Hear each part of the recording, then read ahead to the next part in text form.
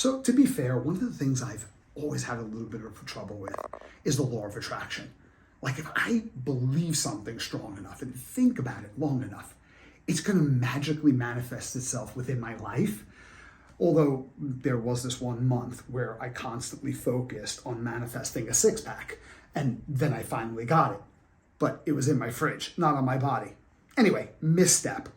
But the truth of the matter is that our reality is shaped by our beliefs.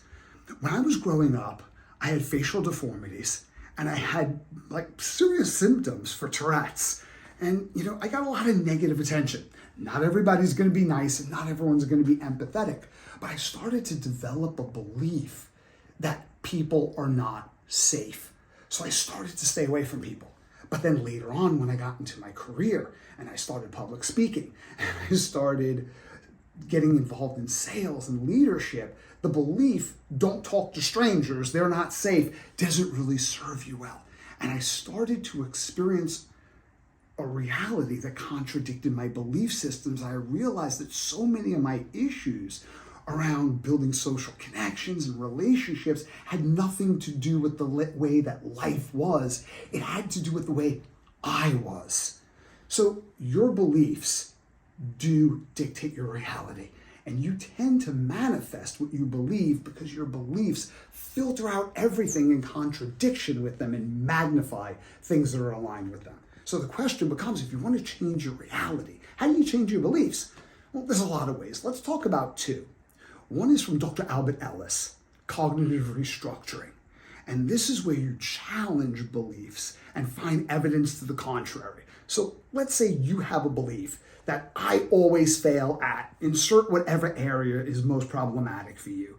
It could be giving presentations. It could be forming lasting relationships. It could be some health and fitness goal.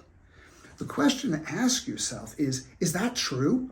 Do I really fail at every aspect of health and fitness? Do I always fail at weight loss? Or what about this?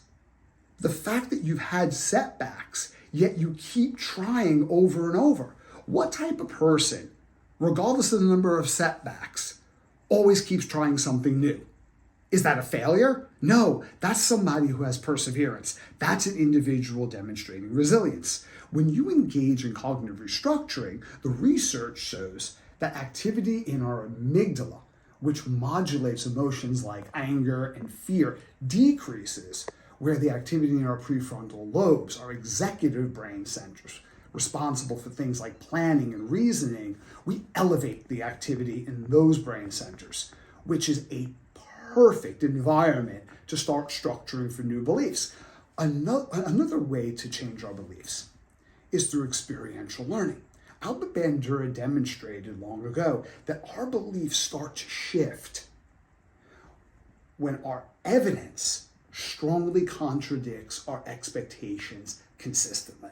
So let's say you have a belief that you always choke under pressure and you're a horrible public speaker, but you start setting up experiments in challenging but relatively safe environments like speaking up at meetings, if you like. And you start to notice that not only do you not flounder, but people start to respond to you favorably. And not everyone, but you start to notice that it happens consistently.